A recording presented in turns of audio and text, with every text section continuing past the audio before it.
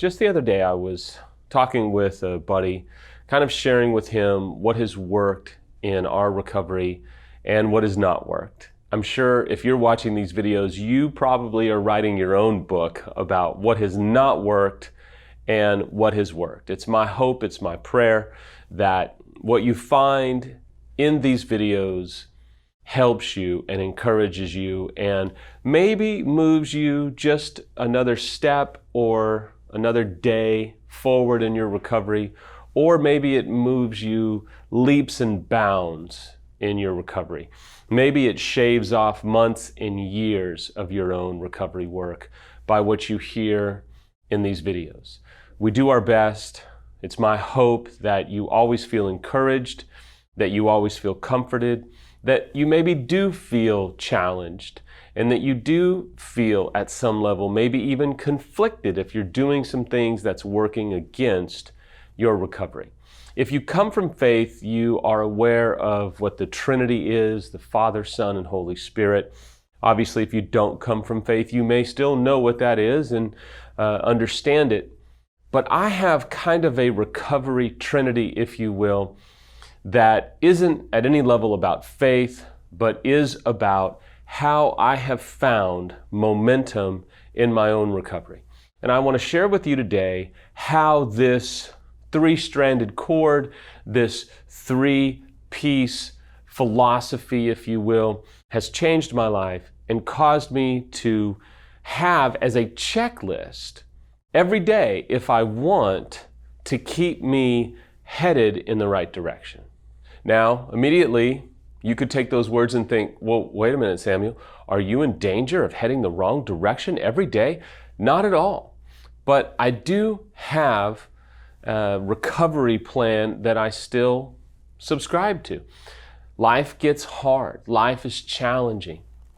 Just because Samantha and I are 14 or 15 years down the road doesn't mean there aren't challenges in life. Doesn't mean there aren't challenges in parenting and financially, and you can go on down the list. But here's what I have found, that if I subscribe to this approach, it keeps me balanced, keeps me centered, doesn't make all my problems go away, but it absolutely creates momentum for me to live a healthy life and to enjoy that life that I'm living. I have found that if I am present, humble, and thankful, my life has a pretty significant sense of peace and joy and fulfillment to it. Number one, present. You see, for me, I can be a workaholic at times. Sometimes I find it hard to turn work off. I can be up till all hours of the night working, whether it be some of the companies that I'm involved in or working on videos or just trying to help people. I have found that I sometimes work to escape. Sometimes I will watch lots of movies. Sometimes it's just kind of doing things that aren't sinful or bad or even relapse type activity to escape. But I have found when I am present, when I am aware of what's going on around me, when I am not trying to escape, when I'm not overworking, when I'm not constantly trying to distract myself with movies or TV or sports or what have you, I am aware of my own feelings. I'm aware of Samantha's. I'm aware of my kids. I'm aware and in touch with everyone that is around me in an intimate way. You see, I've got to stay present, because if I don't stay present, I'm filled with worry and stress and anxiety. I'm worried about things that haven't even happened yet. Just this morning, I have all this worry that I'm trying to diffuse about things that haven't even really happened. Now, if they happened, it's going to be challenging, but they haven't happened. And so there isn't a grace for those things right now because I'm not dealing with them. I'm struggling with what if and what if. But see, I've had to work to be present, because when I am present, I am healthy. I am at peace with myself, and I can help and be kind and be gracious to those who are around me. You see, when I'm not present, I'm a stress case. I'm constantly multitasking. I'm never getting tasks done because I'm constantly moving on from one to another. And I'm pulling my hair out with trying to do all these things. And then I end up being a jerk and rude and trite. And so being present to me keeps me healthy. Number 2 is humble. You see, before my affair came out, I was incredibly narcissistic and so full of myself and surrounded by a sea of people. And I was so important and I was so busy and I was changing the world. And everyone needed to know who I was and my staff and my assistants. And boy, I was important. Not now, Samantha. I am important. You see, humility is understanding what I have done, what I am capable of, and not living a condemned doormat life. That doesn't mean that I constantly deal with self-hatred and live this life of, oh gosh, I'm such a terrible person and I just have to remember that and stay humble. No, I'm a new person. Yes, I am still in touch with what I have done and how horrible my choices were and how it affected so many, but I've forgiven myself. I've been forgiven by Samantha. I've been forgiven by a lot of people, but certainly not all the people that my choices affected. I live carrying the humility of what I have done and what I am capable of. Because when I get arrogant and struggle with pride, I know none of you could ever imagine that I could be prideful. I know that right now, none of you ever make comments about how prideful I can be at times. It never happens. Listen, at the end of the day, when I start struggling with pride and self-absorption, people become speed bumps to me.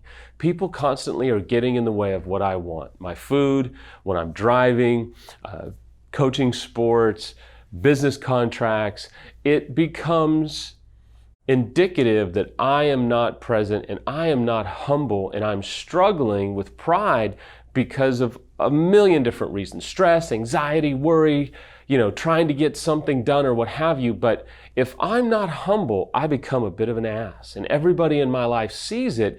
And all of the close relationships that I value the most start to experience a sense of stress and tension and toxicity. And I find myself drifting further from all the significant relationships in my life. No, I'm not thinking less of myself, as you've probably heard out there in social media or meme land or all of the different authors that quote that quote. I'm thinking of myself less. You see, when I'm really walking with a consistent sense of humility, I'm focused on the needs of others, Samantha, my kids, and then everyone else. How are you doing with humility? I don't mean condemnation and self-hatred. I mean a humility that says, man, I know what I'm capable of and I never want to do that again, but I'm not living in the torrential downpour of condemnation and shame, never being able to laugh again, never being able to enjoy life again, never being able to experience freedom again. And finally, and I would say probably the biggest variable to this trinity, if you will, is thankful. You see, when I'm thankful, there's a joy about me. There is a peace about me. When I'm thankful, I start to remember what I've been forgiven of. I remember what Samantha has forgiven. I start to focus on what I'm thankful for, and I start to experience a contentment that comes from gratitude. When I am not thankful, I'm a jerk. I'm demanding. I'm arrogant. I'm difficult to be around. I'm a complainer. You see, I tweeted out today, no one has it all together. I appreciate the wonderful comments and compliments and so many kind words I get from all over the world. But I'm not perfect, and I don't have it all together. But I know that if I am present and I am humble and I am thankful, I am a healthy person walking with a sense of joy and peace. Because I understand what Samantha has forgiven me for. I understand where I could be, and thank God I'm not there. I understand where I was, and thank God I'm not there. I understand what it's like to be broke.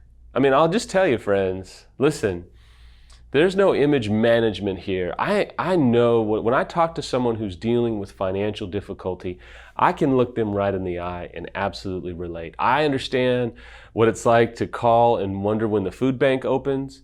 I understand what it's like to have just enough for maybe another couple of weeks, and after that, it's going to be ugly. I've been there. See, I understand a sense of gratitude that has just changed my life. I don't know what your Trinity is. I don't know if you're even developing one, but I would encourage you to start to develop one. Whether you're unfaithful or whether you're betrayed. Maybe yours is the same, maybe yours is different. I don't know, but I want to encourage you today to start to build one. Maybe for you it's brave, maybe for you it's humble, maybe for you it's self-love. I don't know. But for me, I know that if I am present, if I am humble, and if I am walking in a sense of gratitude, man, I really love myself. And I enjoy myself, but most importantly, the people who are closest around me enjoy being with me.